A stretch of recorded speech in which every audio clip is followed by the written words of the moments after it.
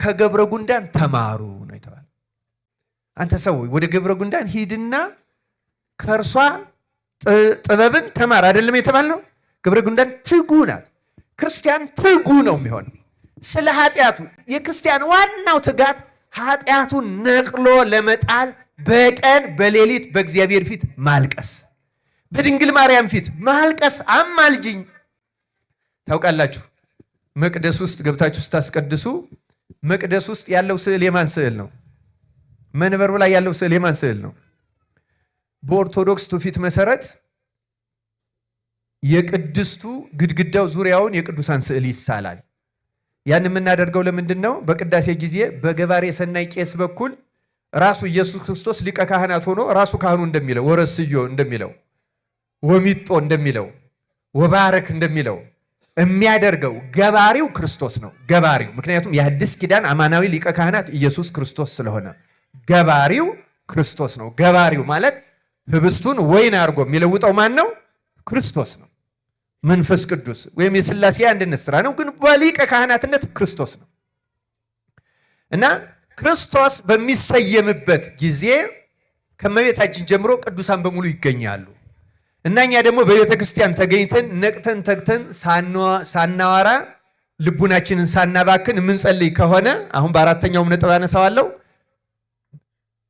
በዚያ ጊዜ ቅድስት ቤተ ክርስቲያን የምትባለው የዚህ ስብስብ አንድነት ናት። የማን የማን? የሊቀ ካህናት የኢየሱስ ክርስቶስ፣ የንጽሕት ድንግል ማርያም፣ ድል የነሱ ጻድቃንና የመላእክት። ለዚያ ነው መልካ ቁርባን ላይ ሰላም ለኪ ብለን ሰላም ለክሙ ጻድቃን ወሰማዕት ላይ ረፍክሙ በሃይማኖት። በዚህ ደግሞ በዕለቱ የመታሰብ ያላቸውም ሰላም ለክሙ ጻድቃን ዛቲ ዕለት ኩልክሙ እድዋንስ በባስማትክሙ የምንላቸው በዕለቱ መታሰቢያ የተደረገላቸው ደግሞ በዕለቱ ተገኝተው የተለየ ምልጃ ያማልዳሉ። የዚህ የቅዱሳን ህብረት ናት። ስለዚህ የዚች አንድነት ስለሆነች የመቅደሱ ውጩ በቅዱሳን ስዕል ይከበባል። ክርስትና የሕያዋን በዚህ ያለን የተነሳ ሕያዋን ኃጥአንና ድል የነሱ ጻድቃን የመላእክት ህብረት ናት። የመቅደሱ ዋናው ሳንቃ ቀኝና ግራ ላይ የቅዱስ ሚካኤልና የቅዱስ ገብርኤል ይቀረጻል። ከጥንት ጀምሮ ያለ ይሄ ትውፊት ነው። ለምን? ከመጀመሪያ በሰማይ ሳጥናኤልን ድል የነሱትና የመጀመሪያዎቹ አቀብተ እምነት እነሱ ስለሆነ ሃይማኖትን የጠበቁ ስለሆኑ መቅደሱ ደግሞ የእውነተኛ ሃይማኖት መገለጫ ስለሆነ የመቅደሱ በር ላይ የዋናው በር ወደ ምዕራብ ያለው የዚያ በር ሳንቃው ላይ የሚቀረጹት ሚካኤልና ገብርኤል ብቻ ናቸው። ሌላ አይቀረጽ። ውስጥ ያለችው ግን እመቤታችን ብቻ ናት። የመቅደስ አሁን አንዳንዶቹ ገንዘብም ስላላቸው ያስላሉ እንጂ አይሳሉም። ለምን? ውስጡ ቅድስተ ቅዱሳኗ ክርስቶስ ብቻ የገባባት አንደኛው መስቀል መሰዊያው የመስቀል ምሳሌ ነው። ስለዚህ በዚያ ማንም አይሳለም። እመቤታችን ግን ሁለተኛዋ ቅድስተ ቅዱሳን እሷ ናት። ከእርሷ ስለሆነ የሐዲስ ኪዳን ኪሩቤል ስለሆነች ብቻ ሳይሆን ከእሷ ነው የሆነው እና ጌታ አባ ሕርያቆስ እንዳለው ምስራቅንና ምዕራብን ሰሜንና ደቡብን አየ አሻተተ እንዳንቺ ያለ አላገኘም ስለተባለ እመቤታችን በኦርቶዶክሳውያን አምልኮ ውስጥ የመጨረሻው መካከል የመቅደሱ መካከል የመሰዊያው ላይ ብቸኛ የምትቀመጠው እመቤታችን እሷን አይተህ ተመልክተህ ማረን ለማለት ነው። ማንን አይተህ ማረን ለማለት ነው? እሷ እኛ የሚታይ ምንም ነገር የለን፣ ምግባር የለን፣ ሃይማኖታችን ጎደሎ ብዙ ድካም ያለ እሷን አይተህ ግን ማረን።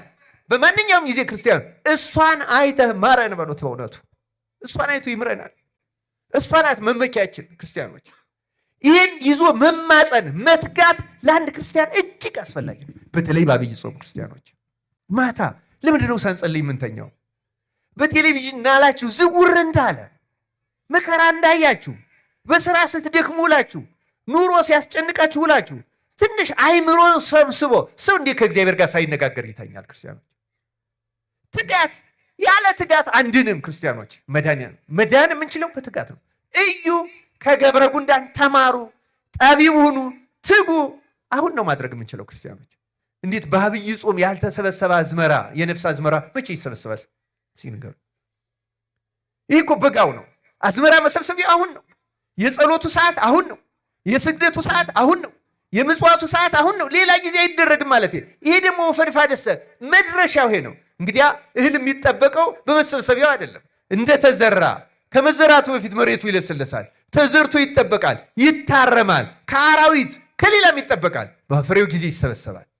ያ የሚሰበሰበው በእያንዳንዷ ወቅት የምታስፈልገው ገበሬ ወቅቷን ጠብቆ ይዘራል። ገብረ ጉንዳን እንኳን ወቅት ጠብቃ ታደርጋል። እንዴት ክርስቲያን በአብይ ጾም ይንዘላዘላል? አሁን ሰለጠነ በምንለው ዓለም አሁን የምስራቅ ኦርቶዶክሶች በአብይ ጾም ሙቪ የሚባል አያዩም። ይሄ ድራማ ምናምን የሚባል አያዩም። እነሱ በነገራችን ላይ የወይራ ዘይት ኦሊቭ ኦይልም አይመገቡም በዚህ ጾም። ቀልድ አይደለም ክርስቲያኖች። ሃይማኖት ዋዛ ትጋት ይፈልጋል። ይህን ከገብረ ጉንዳን እንድንማርና እንድንተጋ አምላካችን እግዚአብሔር ይርዳን። ስለዚህ መሰረታዊ ነገሬ ትጋታችን ምንድን ነው? ጾሙ ጸሎቱ ለምንድን ነው ካል ዋና አስሮ የያዘንን በነፍሳችን ላይ የሰለጠነ አውራውን ኃጢአት ቆርጦ መጣል። ለምሳሌ ሐሰት ወይም መለፍለፍ፣ ዝም ብሎ በማይመለከተው ማውራት፣ እንደዚህ ማለት መተቸት ያስቸገረው ሰው ደግሞ ካለ ይህንን ነቅለጥ አልልኝ እያለ እየጾመ እየሰገደ ሲም እግዚኦ አቃቤ ላፎ የሚለውን 41 ጊዜ አቤቱ ላፌ ጠባቂ ሹምለት፣ ላፌ ጠባቂ ሹምለት፣ ላፌ ጠባቂ ሹምለት የሚለውን 41 ጊዜ እየሰገደ መለፍለስ። ሰው ሲያገኝ ማውራት የማያስችለው ከሆነ ከሰው ጋር ግንኙነቱ መቀነስ፣ ስራዬ ብሎ ሆነ ብሎ ይቅርታ እየጠየቀ እንደዛ ካልተደረገ አይዳንም። ክርስቲያኖች ድህነት በምድር ላይ ነው። ገነትንም እዚሁ ነው፣ ሲኦሉንም እዚሁ ነው የምንቀምሰው ክርስቲያኖች። አምላካችን እግዚአብሔር እንድንተጋና እንደ በእውነቱ የእሱን ቸርነት አግኝተን ከኃጢአት ማሰሪያ ለመፈታት ያብቃን። ሶሎሞን መጽሐፈ ምሳሌ ምዕራፍ 12 ቁጥር 27 ላይ ለሰው የከበረ ሀብት ትጋት ነው ይላል። እስቲ ተናገሩ። ለሰው የከበረ ሀብት ትጋት ነው። በቃ ሀብት ማለት ትጋት ነው ክርስቲያኖች። እውነት ለመናገር በምድራዊም ሀብት የተጋ ሰው ያገኛል፣ የሰራ ሰው ያገኛል። ማደጉ አይቀርም፣ መለወጡ አይቀርም። ትጋት ያለው ሰው ከኃጢአት ማሰሪያ መፈታቱ የማይቀር ነገር ነው። ትጋት ያለው ሰው ቅዱሳት መጻሕፍትን የሚሰማ እያነበበ ማታ አሁን ብናነብ ትንሽ በተለይ ማታ የሚመከረው ወንጌል ነው። ወንጌልን በተለይ ከማቴዎስ 5 ጀምሮ ያሉትን ብታነቧቸው እነዚህ መሰረታዊ ሕጎች እንደዚህ የሚሉት ይህን እኮ እኔ ያልፈጸምኩትም ጌታ ሆይ ይቅር በለኝ፣ ይህንንም ተላልፌዋለሁ ይቅር በለኝ የሚል ሰው ትልቅ ንስሐ ነው የሚፈጽመው። እንደዚያ ብሎ ጸልዮ ቢተኛ ተጸጽቶ ቢተኛ ሌሊቱም ሰላም ይሆንለታል። ክፉዎች መናፍስትንም ያባራቸዋል፣ ድል ይነሳቸዋል። እንደዚህ ተግተን ተዋግተን ድል ለመንሳት አምላካችን እግዚአብሔር ይርዳን። ሌሎቹን አሳጥሬ እናገራለሁ። ጌታ እንግዲህ በነገው በደብረ ዘይቱ ትሰሙታላችሁ። ማንም የማይሰራባት ሰዓት ትመጣለች ይላል አይደለም? መትጋት ፈልገን መትጋት የማንችልበት ጊዜ ይመጣል ክርስቲያኖች። አሁን ጤና ሳለ፣ አሁን ጉልበት ሳለ፣ አሁን ሁሉ ነገር ሳለ ድካም ያለበት ሽማግሌ የሆነ በሽታ ያለበት ለራሱ የሚበቃ ትጋት መትጋት ይችላል። ምንም ይህን እናደርግ አምላካችን እግዚአብሔር ይርዳን። ሁለተኛዎቹ ጥቃቅን ፍጥረታት ውስጥ የተዘረዘሩት ሽኮኮዎች ናቸው። ሽኮኮዎች ያልበረቱ ናቸው ይላል። ያልበረቱ ህዝቦች ናቸው። እኛም ደግሞ እንደምታውቁት ክርስቲያኖች በጾም አልበረታንም፣ በጾም አልበረታን። ያልበረታን ነን አይደለንም? ብርቱዎች ነን ወይስ ደካሞች ነን? ደካሞች ነን። ያልበረቱ ሰዎች ነን። ይሄ የታወቀ ነገር ነው። ግን ምን አለ? ሽኮኮዎች ያልበረቱ ህዝቦች ናቸው አለና መኖሪያቸውን ግን በቋጥኝ አለት ውስጥ ያደርጋሉ አለ። ሽኮኮ በጣም ትንሽ ናት። ማንኛውም ቀበሮውም ተኩላውም አንበሳው ብቻ አይደለም፣ ይሄ ትንንሹ ሁሉ መጥቶ ይዞ ሊበላት ይችላል። ግን ቋጥኝ አለት ውስጥ ከገባች በኋላ ቋጥኝ አለቱን ሰብሮ ሊደፍራት የሚችል አለ? የለም። ስለዚህ እኛ ደካሞች መሆናችን በእውነቱ ጠላታችንን ላለማሸነፍ ምክንያት አይሆንም። እኛም ደግሞ እንዲዚህ የምንጠጋበት አለት አለን። ያ አለት ማን ነው? ቅዱስ ጳውሎስ አንደኛ ቆሮንቶስ ምዕራፍ 10 ቁጥር 4 ላይ ሁሉም ይከተላቸው ከነበረው ከዚህ አለት ጠጥተዋል፣ ያም አለት ክርስቶስ ነበረ ይላል። ያም አለት ማን ነበረ? ስለዚህ ተመልከቱ፣ መፍቀሬ ጥበብ ሰሎሞን የሚለን እኛ ሰዎች ደካሞች ነን፣ ያልበረታንን። ግን ክርስቶስ ውስጥ የምንደበቅ ከሆነ በእውነቱ በተኩላም በቀበሮም በአንበሳም በሌላም የተመሰለ አውሬው ዲያብሎስ ይፈልግ ያህል ቢያጋሳ ነፍሳችን ጨርሶ ወስዶ ሊያጠፋት አይችልም። ሮጠን ማን ጋር መጠጋት አለብን? ክርስቶስ ጋር። የነፍሳችን አማናዊ ሊቀ ካህናት፣ የነፍሳችን መስዋዕት፣ እውነተኛ መዳኛ ጋር አለታችን ክርስቶስ ነው። አለት ስልጣነ ክህነትን ነው ክርስቲያኖች። ስልጣነ ክህነት አለት ነው፣ የማይደፈር አለት ነው። ክርስቲያኖች ጴጥሮስን ጌታ ምንድን ነው? አንተ አለት ነህ፣ በዚች አለት ላይ ቤተክርስቲያንን ምን አደርጋታለሁ? ሰራታለሁ፣ የሲኦል ደጆችም አይችሏትም። አሁን ለካህን ትልቁንም ትንሹንም እንደው መናገር በሚያስፈልግ ጊዜ መናገር የሚያስፈልገው ለምንድን ነው? ሰይጣን እንዳይከሰን ምክንያት ካህን ፈቅዶለታል ይላል ጠባቂው መልአኩ። ይሄ ማለት ኃጢአትን ካህን ይፈቅዳል ማለት አይደለም። እንደው አሁን ጾም ጠዋት መብላት ያለበት ሰው ቢኖር በበሽታ ምክንያት ተፈቅዶለታል በቀኖናው፣ ግን ጽነት ካለበት ይናገረው። ሌላም በጣም የሚያስቸግረን ማድረግ የነበረብን ግን ለምሳሌ አንዳንድ ሰው ሰውነቱም ደህና ሆኖ ጾም የማይችል ሰው አለን አይደለም? እንደዚህ አይነት ሰዎች እርግጥ ጾምን የሚሻለው መልመድ ነው። ምክንያቱም ያለ ጾም የመዳን ተስፋም የለም እውነት ለመናገር።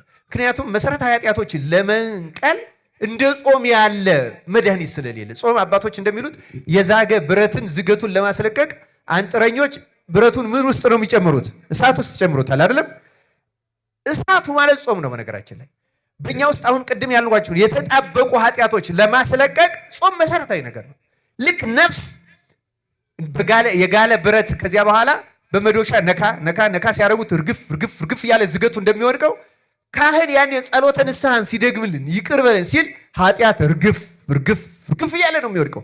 መጾም በጣም መድኃኒት ነው እና ለጥቂት ጊዜ ልንብረከረክ እንችላለን። ግን ጥሩ ለካህን ከተናገርክ ደግሞ ይመራሃል ካህን። ልክ ሐኪም ቀስ እያለ ያለማመደ እንደሚያድነው ካህንም እንደዚያ ነው የሚያደርገው። እስከ 4 ሰዓት ፈቅጄልሃለሁ፣ ግን 4 ሰዓት ላይ አንዲት ኩርማን እንጀራ ብቻ ብላ። 4 ሰዓት ሲፈቀድልህ ደግሞ አንድ እንጀራ መብላት የለብህም። ደግሞ ቆይቶ መብላት ይቻላል። እውነቴን ነው። በዚያ ሰዓት ተፈቅዶልሃል ማለት ሆድ እስኪሞላ መብላት አለብህ ማለት አይደለም። አቃተው ነፍሱን ሰውነቱን ለማስታገስ ያህል ብቻ ይብላ፣ ይፈቀድለታል። ከዚያ በኋላ ደግሞ ከዚያች እየቀነሰ ያችን ሰዓት ያስተዋዋል ካህኑ። እየገፋ ወደ 6 ሰዓት ያደርሰዋል፣ እየገፋ ወደ 7 ሰዓት ያደርሰዋል። ከዚያ በኋላ የጸጋ እግዚአብሔር ራሱ እየተጨመረ እያጸናን ሰው በእንጀራ ብቻ አይኖርም ወደሚለው ኃይል እንመጣለን። እና ክርስቲያኖች ጾም በጣም መሰረታዊ አስፈላጊ ነገር፣ ግን ዋናው መጠጊያችን ስልጣነ ክህነት ነው። ሽኮኮውን እያብራራው ነው። ሽኮኮዎች መኖሪያቸውን ቋጥኛ ለተረ ካህኑ ጋር ስትጠጋ፣ በፈቃደ ካህን ስትመራ፣ በእውነተኛ ሐኪምህ ስትታከም ትድናለህ። ሰይጣንን ድል ትነሳዋለህ። አምላካችን እግዚአብሔር በክርስቶስ ላይ አብዝተን ለመመካት ወደ እርሱ ለመጠጋት እና እሱ ሊቀ ካህናት ሆኖ እሱ በሰጣት አማናዊት ክህነት ስር ተጠልለን ለመዳን ያበቃን። ሽኮኮ እኛ ያልበረታን ሰዎች ነን። ማቴዎስ 7ም ሲተረጎም በእውነቱ አሁን የሚነገረው ፈቃደ ካህን ነው። ለምሳሌ ዝናብ ዘነመ፣ ጎርፍ ጎረፈ፣ ነፋስም ነፈሰ፣ ቤቱንም አንድ ላይ ገፉት፣ ቤቱም በአለት ላይ የተመሰረተ ሳይወድቅ ቀረ፣ በአሸዋ ላይ የተሰራ ወደቀ ይላል አይደለም? በአለት ላይ የተመሰረተ በፈቃደ ካህን ላይ። ለምን አሁን መንፈሳዊ ነገር ስትጀምሩ ከኃጢአት ልትላቀቁ ስትታገሉ ሰይጣን አውቆ ብልሃት ነው የሚያመጣባችሁ። ለምሳሌ እንዲሁም ይህ ዓለም እኮ አላፊ ጠፊ ነው፣ ረተው የሚል ያመጣበታል። ይህ አውቆ ነው፣ ትዕቢት እንዲሰማው ነው፣ የጸደቀ እንዲመስለው፣ የተለወጠ ነገሮችን ሁሉ ጾሩን ነቅሎ የጨረሰ እንዲመስለው ነው። ካህን ግን እውነት እንዳልሆነ ያውቃል። በመጽሐፍት ያውቀዋላ። ካህን በመጽሐፍት ያውቀዋል፣ በመጽሐፍትም ያውቀዋል። በእውነተኛ ካህን ተጋዳይም ከሆነ በሕይወትም ያውቀዋል። ስለዚህ ተው ይለዋል። ደግሞ በኋላ ይመጣና ደግሞ አግባ ይለዋል። ደግሞ ይህም ወጣቱንም ከዚያ በማግባት ስም ያችንም ይችንም ያንንም ይህንንም እያሳየ ወደ ምንዝር ይወስደዋል። ደግሞ ተው ተረጋጋ ይለዋል። ከጾር አላቆ ነው የሚያጋባው ሲያጋባ እንኳን። ምክንያቱም ጾር በጋብቻም አይለቅም። አሁን እንደዚህ ያለው ጾር ተጋብቶም አይለቅማ። ፈቃደ ካህን ስልጣነ ካህን ግን ሰይጣንን መትሮ ለመጣል ልክ ያቺ አለት ውስጥ ስትገባ አውሬው ተጸጽቶ እንደሚሄደው አቷት ምንም ሳያደርግ እንደሚሄደው ሰይጣን ምንም ሳያገኝ እንዲሄድ የሚያደርገው ስልጣነ ክህነት ነው። እንደዚህ ስናነሳ ደግሞ እንደዋራ አንዳንድ ካህናት እንደዚህ ያሉ እንደዚህ የሚያስቸግሩን የምትሉ ሰዎች አላችሁ። ሁልጊዜም ቢሆን ስልጣነ ክህነትንና ካህኑን መለያየት በጣም አስፈላጊ ነው። ቅዱስ ዮሐንስ አፈወርቅ እንዲህ ይላል፣ ይህን በተመለከተ ሲናገር ይህን ራሱን ችሎ መማር አስፈላጊ ነው። እግዚአብሔር ይላል ኢየሱስ ክርስቶስ ሁሉም ካህናት የክርስቶስ አይደሉም፣ በሁሉም ካህናት ግን ይሰራል ይላል። ሁሉም ካህናት የክርስቶስ አይደሉም ማለት ክህነታቸውን አልጠብቅ ብለው ንብረትነታቸው የሰይጣን የሆኑ ይኖራሉ። በስልጣኑ ግን ይሰራል ክርስቶስ። በስልጣኑ ምን ያደርጋል? መልሱልኝ። ይሰራል። ክርስቲያኖች ራሱ ጾር ሲሆን ደግሞ ይተዋል። የዛ ጊዜ ይተዋል ወደሚበልጠውም ይኬዳል። እንዳስፈላጊነቱም ስርዓት ባለው መንገድም እሱ ራሱ እንዲድንም ይከሰሳል። የሚከሰሰው እንዲዋረድ፣ እንዲጠላ፣ እንዲሰደብ አይደለም፣ እንዲድንም ጭምር ነው።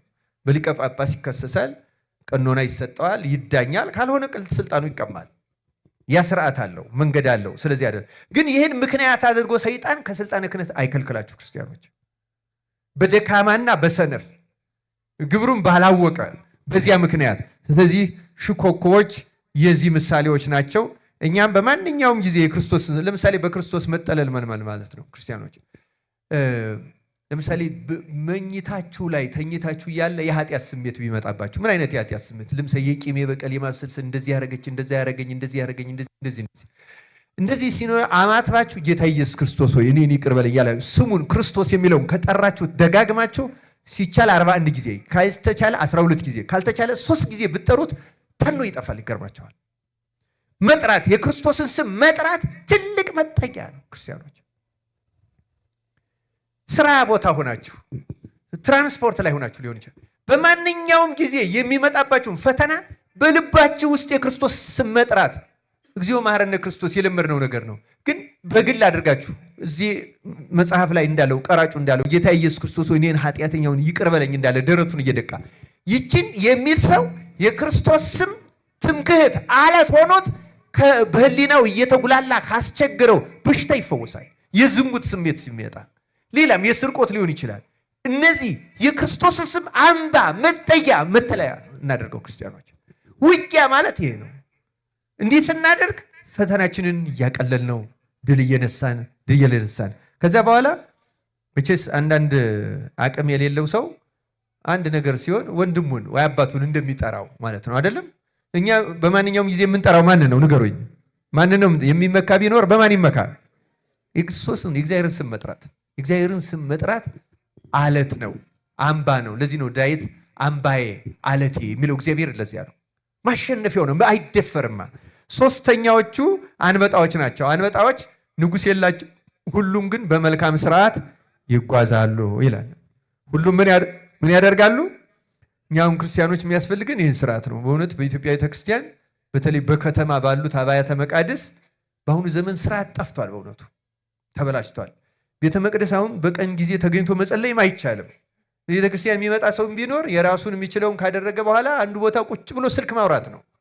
የሚያስቅ ከሆነ ይስቃል፣ የሚያናድድ ከሆነ ይጮሃል፣ ይበሳጫል፣ እንደገጠመው ነገር ይናገራል። ቤተክርስቲያን የጸሎት ቤት ናት። ክርስቲያኖች የወሬ ቤት አይደለችም።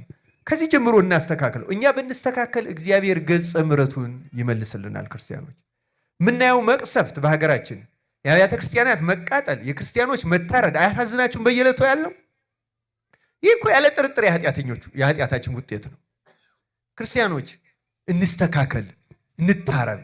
አንበጣን ያህል የዚህ ተራ ፍጥረት ንጉሥ ሳይኖረው 10 አለቃ ሳይሆነው 100 አለቃ፣ 50 አለቃ ወይም ኮሎኔል ጄኔራል ሳይኖረው በመልካም ስርዓት እንዴት መጓዝ ቻለ?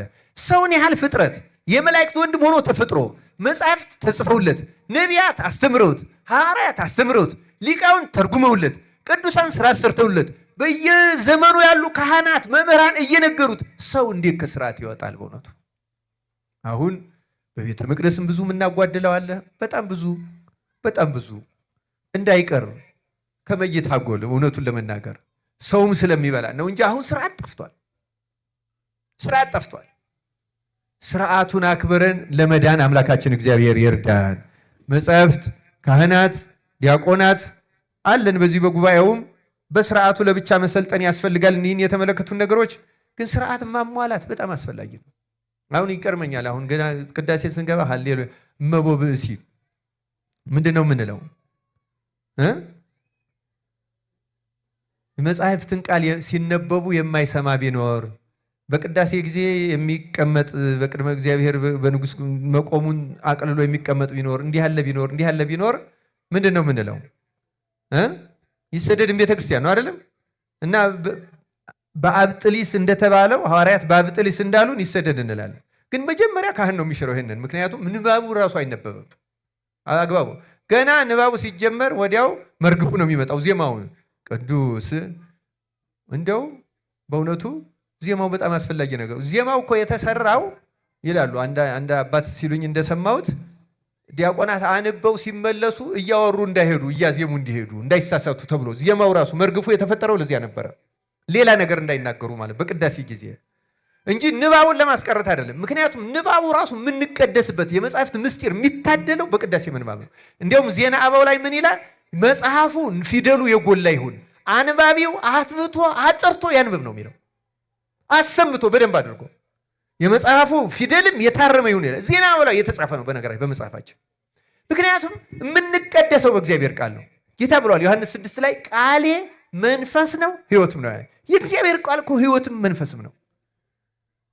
ነህምያ እኮ እንዲያውም በብሉይ ኪዳን ኢየሩሳሌም ሲሰራ ፄዋውያን የተማረኩት ተመልሰው ገና አዝመራ ስላላዘመሩ ቀድማችሁ መስራት አለብን ስለተባለ ሲሰሩ ውለው ደከሙት፣ ራባቸው። ቁጭ አደረገና ኦሪቱን ሲያነብላቸው እንደበሉ ኃይል አግኝተው ተነስተው መስራታቸውን ቀጠሉ ይላል። ለሚያምን ኦሪት እንኳን የእንጀራ ያህል ጉልበት ትሰጥ ነበር። እንኳን ወንጌል የክርስቶስ ቃል ክርስቲያኖች እንኳን የአዲስ ዓመት መስማት መጠንቀቅ። እንደ ቅዳሴ ያለ የመጨረሻ ጸሎት የለም። በእኛ ቤተክርስቲያን ደግሞ እንደ ቅዳሴ ያለ የተናቀ የለም እውነቱ። ምክንያቱም ያቋቋሙ መምህር በሙያው አቋቋም ስለሚበልጥ ይሄ ሰሞነኛ ነው የሚለው ሲንቅም፣ የድጓው መምህር እንደዚህ ይላል፣ የቅኔው እንደዚህ ይላል። ተሸፋፍኖ ደክሞ ሌሊቱን ሲቆም አድሮ ሲደክም አድሮ ተጎድቶ ይሄዳል። እውነት ለመናገር ባለመማር ባለማወቅ ምክንያት ከክርስቶስ ጋር እንዴት ሰው ይወጣል? አሁን የኛ የመጻሕፍት መምህራን በውዳሴ ማርያም በሐሙስ ውዳሴ ማርያም ትርጓሜ ላይ ያስገቡት የነዚህን ሳያስቀድሱ የሚወጡትን አገልጋዮች ማለት ነው። ከሌሊቱ ከቁመቱ ቀንሰው ቅዳሴው ድካም አለ፣ የታወቀ ነገር ነው። የመርጌቶቹ ድካም ቀላል አይደለም። ግን ደግሞ ከዚያ ቢቀንሱ ይሻላቸዋል። ቅዳሴውን ከሚቀንሱ የቁመቱን ሰዓት መቀነስ ይሻላል። እውነት ለመናገር ማሰሪያው እሱ ነው። ሰው እንጨት እንኳን ሰብስቦ ካላሰረው ተበታትኖ ነው የሚወድቀው። እና ቅዳሴው መሰረታዊው የመጨረሻ ከቅዳሴ በኋላ አሁን አውደ ምሕረት መተን እናስተምራለን። በነገራችን ላይ አሁን ያ በስራ ክልክል ነው። ግን አሁን የሚደረገው ለምንድን ነው? ሰው ሌላ ጊዜ መጥቶ ስለማይማር ማለት ነው እንጂ ስርዓቱ ዋዜማ የሚባለው የኛ የቅዱስ ያሬድ መቼም ከፍ ያለ ዜማ እግዚአብሔር ገልጾለት በዚህ አድርገነው ነው እንጂ አሁን ግብጾችም ሌሎችም ያደርጉታል። ዋዜማ ማለት አሁን ለእሑድ በእኛ ሀገር እንግዲህ አፄ ዘርዓ ያዕቆብ ብቻ ይመስለኛል የሞከረው። ህዝብ ተሰብስቦ ማታ ቁጭ ብሎ መማር አለበት። በኢትዮጵያ ግን እንዳሁኑ ከተማ ስላልነበረ ገጠርም ስለሆነ ወንዞችም ስላሉ ተሰብስቦ መጥቶ ተምሮ አምሽቶ ሄዶ ሊመጣ አይችልም ሰው በእውነቱ። ያም ነው አንዱ የበደለው እንጂ ዋዜማ ማለት ምዕመናን ይገኛሉ፣ ጸሎት ይጸለያል በደንብ። አሁን ማህሌትም ባይቆም ልክ እንደ ተፈስዮ ማርያም እንደ መልካ ስዕል እንደ ምናምን ያለው ጸሎት ማታ ነው የሚጨርሱት። አሁን ግብጾች እስከ ምሽቱ አረሳ ነው የሚጨርሱት። ከዚያ በኋላም አይበላም። እውነቱን ለመናገር በጊዜ ይቀመሳል። ለቁርባን ነው የሚዘጋጁት። እሁድ በነቀደም ብሎ ይመጣል፣ ቅዳሴ ይቀደሳል፣ ይቆረባል። ክርስቶስ ተሰይሟል። ክርስቶስ ከተሰየመ እሱ ሊቀ ካህናት ሆኖ ምስጢራትን ከለወጠ ከዚያ በኋላ ትምህርት የለም። ወንጌል ላይ የታዘዘች ናት በስርዓት እሷም ከምንባባቱ በኋላ። ምክንያቱም ምንባባቱ ለማንጻት ነው የሚነበቡ፣ ቆራቢዎቹንም ለማዘጋጀት ነው። አጠቃሎ ወደ ቁርባን የሚያዘጋጅ አጭር ትምህርት ሰጥቶ አንጽቶ አጥቦ ማተም ማለት ነው በስጋው። ከስጋው ደግሞ በኋላ ምንም የለም። አሁን እኛ ስርዓት ጣሳችሁ ላለመባል አድንኑን እናዘገያታለን እንጂ ስርዓት አይደለም። ትምህርት በዋዜማ ነው ማለቅ ያለበት፣ እኛ ስርዓት ብናውቅ ማለት ነው። ከዚያ በኋላ በተለይ እቱ በሰላም ከተባለ በኋላ በቤተ ክርስቲያን ህዝብ ሰብስቦ የሚጸልይ ካህን ቢኖር ስልጣኑ ይሻር ነው የሚለው። ምክንያቱም ከክርስቶስ ሊቀ ካህን በላይ ራሱን አግኗላ። እሱ ከተሰየመበት ቅዳሴ በላይ አንድ ነገር ማድረግ አይችልም። በተቀደሰበት መቅደስም ሁለተኛ አሁን ሁለት ቤተ መቅደስ በአንድ ግቢ ውስጥ ይሰራሉ በሌሎች ሀገሮች። ያ የሚሰራበት ምክንያት አሁን ሰለጠነ ዘመን ሆነና ፋብሪካ አድረው የሚመጡ ለቅዳሴ ያደርሳሉ። ክርስቲያን ከሆነ ደግሞ እሁድ ማስቀደስ አለበት፣ አይቀርም። እንደኛ ዝም ብሎ ሲፈልግ መምጣት ሲፈልግ መቅረት የለም። ነፍስ አባቱም ይቆጣጠራል። ሲሪየስ ነው። ስለዚህ ምን ያደረጉ እነ ሩሲያ እነ ግብፅ ሁለት ቤተ መቅደስ ያደርጋሉ። ግብጾች እንኳን በመንበር ያደርጉታል። ሩሲያዎች ግን በፍጹም አያደርጉትም። ጠዋት በ12 በነግ ተኝተው ላደሩ ይቀድሱላቸዋል። ፋብሪካ ላደረው ደግሞ ቤቱ ገብቶ ልብስ ቀይሮ ገላውን ታጥቦ ከቻለ 1 ሰዓት 2 ሰዓት እንቅልፉን አስታክሶ 4 ሰዓት ላይ ይደርሳል። 4 ሰዓት በሌላ መቅደስ ቅዳሴ ይገባል። ምክንያቱም ሰንበት ሳያስቀድስ አይውልም ሰው። እንዴት ይውላል ክርስቲያን ሆኖ? እንዴት ክርስቲያን ሆኖ ሳያስቀድስ? አሁን ግብጾች የእስላም ሀገር ስለሆኑ እሁድ የሥራ ሀገር ነው በእነሱ። ስለዚህ ቀኖናቸውን ሲኖዶስ ተሰብስቦ ስራ ለዋሉት ማታ ቀድሳለሁ እንጂ ሰንበትን ሳልቀድስ አላሳድርም ብለው እሁድ ማታ የሚቀድስላቸው አሉ። ይገርማቸዋል። ምክንያቱም ክርስቲያን ሆኖ እሁድ ካላስቀደሰ መቼ ያስቀድሳል? እዚያ ድረስ የወሰዳቸው ህዝቡን ለማዳን ነው። ክርስቲያኖች ስርዓት እንደዛ ነው የሚደረግ። ሰውን ማዳን ነው ዓላማው፣ ማዳን ብቻ ነው። ሌላ ዓላማ የላትም ቤተክርስቲያን። እንግዲህ አንበጣዎች በመልካም ስርዓት ይሄዳሉ የሚለው ነው መነሻችን። ስርዓትን በሲኖዶስ ይስተካከላል፣ ይሻሻላል። ሰውን ለማዳን የሚደረገው ነገር ይደረጋል። ከዚያ ውጭ ግን እንደ ቅዳሴ የከበረ አሁን እኛ እና እነሱ አንድ ልዩነት አለ። ለምሳሌ እኛ ስጋ ወደሙ የተቀበለ ሰው አፉን ይይዛል አይዝም? እንደዚህ በጨርቅ በመሐረም ይይዛል አይዝም? እነሱ አያስይዙም። ለምን? ደሙ በከንፈሩ ላይ እንኳን ካለ ስቦ መጦ ይውሰደው እንጂ በጨርቅ ከነካው ግብጾች ጨርቁን ይቀሙታል። ምክንያቱም የክርስቶስ ደም የነካውን ጨርቅ ያለ ካህን ማንም ስለማይነካው ምዕመን ቤቱ መውሰድ አይችልም፣ ይቀሙታል። ሌሎቹ ደግሞ ምንድነው የሚያደርጉት? ከተቀባዮቹ ስር እንደ ሰፊ መጋረጃ እንደዚህ የታጠፈ በሁለት ሚጃይ መሐረም የሚመስል ይይዝና እንዳይነጥብ ማለት ነው። ለስጋው ደግሞ የሚደረገው ጥንቃቄ አይመስላችሁ በሌሎቹ። አሁን እኛ ግድ የለሽ ነን። እንደዚህ አድርጎ ከከንፈሩ ስር ካህን ነው የሚይዝለት፣ ቄስ ስልጣነ ክህነት ያለው ዲያቆንም አይደለም። ምክንያቱም የክርስቶስን ደም ካለ ካህን መንካት አይችልም። መንካት ስለማይችል እንደዚህ ያለ መሐረም ይዞ ከንፈሩ ላይ ካለ ካህኑ ያብስለታል እንጂ ምዕመኑ አይነካትም። ጥንቅቅ ያሉ ናቸው። ደሙ የከበረ ነዋ። ያለ ካህን መልአክ እንኳን እኮ የማይነካ የእግዚአብሔር መልአክ እንኳን አይነካትም። ቅስና የሌለው ሰው አይነካትም። ስርዓቱ ጥንቅቅ ያለ ነው። ቤተክርስቲያን የከበረች ናት። ክርስቲያኖች የክርስቶስ ቤት ናት፣ አካሉ ናት፣ ሙሽራው ናት። በዚች ቤተክርስቲያን ውስጥ እንደፈለጉ ማውራት መንቀሳቀስ ነውር ነው፣ ክልክል ነው። ክርስቲያኖች ስርዓት ውስጥ መግባት አለብን። የወንዱ የሴቱ መውጫ መግቢያውን ማደበላለቅ የለብንም። ይህ ዘመናዊነት ሊበረዘው አይገባም። ድህነትን ሊሻሽለው የሚችል ምንም ነገር የለም። ክርስቲያኖች ቅዳሴን ማክበር መጠንቀቅ አለብን። ካህናት ለአመችነቱ ብለው ሌሊት መግባት የለባቸው። እውነት ለመናገር ይህም ስርዓት የጣሰ ነው። ቆራቢ ከበዛ በሁለት በሶስት መንበር መቀደስ፣ 6-7 ካህን ማሰለፍ፣ ካልሆነም ደግሞ ወየው ቆርቦልን ነው ቆመንስ ብንውል ምነው ቆመን በዋል ቆራቢው በዝቶ ያደለው። እንደ ዜና ማርቆስ ፀሐይ አቁሞ ያቆርብ ነበር። በእውነቱ ፀሐይን ኢያሱ በገባው ነው። ዜና ማርቆስ ገርለኛው እነዚህ ሞረት ሸዋ ፀሐይን ገዝተው አቆርበዋል እኮ አልበቃ ብሏቸው መሽቶ ፀሐይ እስኪጠልቅ። ክርስቲያኖች በዚህ ምክንያት መዋከብ የለብንም። ከቅዳሴ የሚበልጥ ሌላውን ግን ማሳጠርና ማስተካከል ይቻላል። መርጌቶቹ መመካከር፣ በዚህ ሰዓት እንቁመው፣ ይህንን በለው። ምክንያቱም ዋናው እግዚአብሔር ብዛቱን አይደለም የሚሰማው፣ ጥራቱን ነው፣ ንጽህናውን ነው የሚሰማው። እውነቱን ለመናገር አስተካክሎ ማድረግ ይቻላል። በእውነቱ ቅዳሴው ላይ ግን ድርድር መኖር የለበትም። እሱ ነው የሚሰየምበት። ምናፍረው እኛ ነን፣ የምንቀጣው እኛ ነን። ፍርድም በደብተራ በድንኳን ከካህናት የሚጀምረው በዚህ ምክንያት ነው፣ በምስጢራት ምክንያት ነው ከካህናት የሚጀምረው ፍርድ። ስርዓት ያስፈልጋል። ክርስቲያኖች ስርዓት ጠብቀን ለመኖር ያብቃን። ስለዚህ ከአንበጣዎች ማነስ የለብንም። የመጨረሻዎቿ እንሽላሊት ናት። እንሽላሊት በእጅ ትያዛለች፣ በነገስታት ግቢ ግን ትኖራለች ይላል። በማን ግቢ ትኖራለች? አቡሊዲስ የተባለ የቤተክርስቲያን ሊቅ በነገስታት ነው ያለ፣ በንጉስ አይደለም። ነገስታት ያላቸው ስላሴን ነው። ነፍስ እንደ እንሽላሊት ደካማ ናት፣ ሰይጣን ሊጨብጣት ይችላል። እውነተኛ ክርስቲያን ሆና በንጽህና ተግታ ኖራ በእውነቱ በተለይ በቅዳሴ ተመስጣ የምታስቀድስ ከሆነ ግን ወደ ስላሴ ግቢ ትገባለች ይላል። ወደ ስላሴ ግቢ ለመግባት ያብቃን። እንደ አጋጣሚ እናንተ አጥቢያ ቤተክርስቲያናቸው የማን ነው? እዚህ መሪ ስላሴ እዚህ ግቢ ውስጥ መግባት ማለት አይደለም። ክርስቲያኖች የስላሴ ግቢ የምትባለው ማናት? ቅድም ያነሳዋት አማናዊት ቤተክርስቲያን ናት። እሷ ማናት? እዚህ ከቅዳሴው አንድ ቃል ላሰማችሁማ፣ መግቢያው ላይ ያለውን ትሰማላችሁ ክርስቲያኖች። ብዙ ቦታ በአማርኛ ስለማይነበብ ምዕመናን አይሰሙትም። ግን በአማርኛ ቢነበብ እማጸናለሁ በእውነቱ በየቦታው ካህናት ቢሰሙት ማለት ነው። ይሄ እንደ ጸሎተ ንስሐው ማለት ነው። እንዲህ ይላል። ለምሳሌ ይሄ የቅዳሴው መግቢያ ሁለተኛው ምዕራፍ የባስልዮስ ስርዓት ላይ ለቄስና ለዲያቆን ለሕዝቡም ሁሉ የሚገባ በየጊዜው ሁሉ ሊሰሩት የሚገባ የቅዳሴ ስርዓት ይህ ነው። እንደ አባቶቻችን ስርዓት ቄስም ቢሆን ዲያቆንም ቢሆን በቅዳሴ ጊዜ መጀመሪያ ይህን ቃል በግድ ያንብብ። በምን ያንብብ? በግድ በግድ ከቅዱስ ምስጢር የሚቀበሉትም ሁሉ በማስተዋል ይህን ይስሙ፣ በማስተዋል ይስሙ።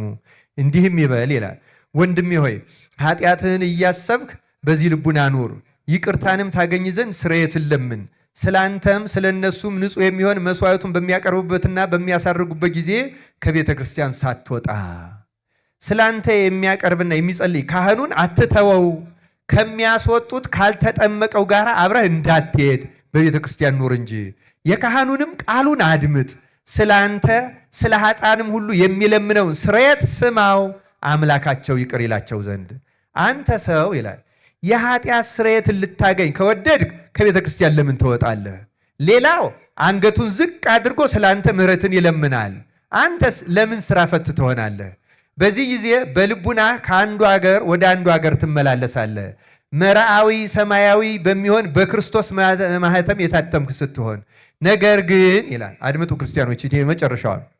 ነገር ግን ቤተ ክርስቲያን ወደ ውጭ ታወጣሃለች፣ ለዘላለሙ ወደ እርሷ እንዳትገባ ደጆቿን ትዘጋባሃለች፣ ባዕድ በመካከሏ አይገኝምና ይላል። በዚህ ከመቀጣት አምላካችን እግዚአብሔር ያደነን። ቤተ ክርስቲያን ያልኳችሁ ቅድም ያልኳችሁ ናት። ሥላሴ ያሉ ክርስቶስ ሊቀ ካህናት ሆኖ ይሰየማል። እመቤታችን አለች። ጻድቃን፣ ሰማዕታት፣ ነቢያት፣ ሐዋርያት፣ ቅዱሳን መላእክት አሉ። መላእክትንም ሰራዊተ መላእክቱ ለመድኃኔዓለም ይቀውም ቅድሜው እንላለን አይደለም? ከበውታል አሉ። ከዚያ እዚህች ኅብረት ውስጥ በንስሐ ልቡናቸውን ስብር ያደረጉ ከዚህ ከአስቀዳሾቹ መካከል እውነተኛ ተነሳሃያን ኃጥአንን መንፈስ ቅዱስ ይጨምራቸዋል። ስማችሁን ያዙ። ተነሳሃያን ኃጥአን በሉ እስቲ ተናገሩ። ኃጢአተኞች ሁለት አይነት ነን። ንስሐ የሚገባና ንስሐ የማይገባ። ንስሐ የሚገባ ማለት በካህኑ ጋር በየሆነ ጊዜ እየሄደ የሚናገር ማለት ብቻ አይደለም። ዘወትር ኃጢአተኛ ነኝ ብሎ በእግዚአብሔር ፊት በኃጢአተኝነት ታምኖ የሚኖር ማለት ነው። በሊቃውንት አነጋገር ተአምኖ ኃጣው ይባላል። ኃጢአተኛ ነኝ ብቻ ብሎ የሚያምን እኔ በእግዚአብሔር ፊት ፍጹም ኃጢአተኛ ነኝ ብሎ ይሄ ታምኖ ኃጣ ያለው ተነሳሂ ኃጥእ ይባላል። ይህንን መንፈስ ቅዱስ ይደርበዋል። ሌላው ቀርቶ ቅዳሴው አንዳንዶቹን ቃላት ብትሰሟቸው አንድ ሰው እኔስ እሰግዳለሁ፣ እጾማለሁ፣ እጸልያለሁ፣ እንዲህ አደርጋለሁ፣ እተጋለሁ፣ ደህና ነኝ፣ ብቁ ነኝ ብሎ እንዳያስብ የሚከለክል ነው ቅዳሴው። ምክንያቱም እያንዳንዱ የካህኑ እጁን ሲታጠብ በተናጽኦ ጊዜ የሚያለው ብቻ አይደለም። ነጽር ሲል አስተውል ይላል። ቅድሳት ለቅዱሳን ይላል ቄሱ። የተቀደሰው ስጋና ደም ነፍሱ ለተቀደሰች ብቻ ይላል። የዚያ ጊዜ እኛ ምን እንላለን?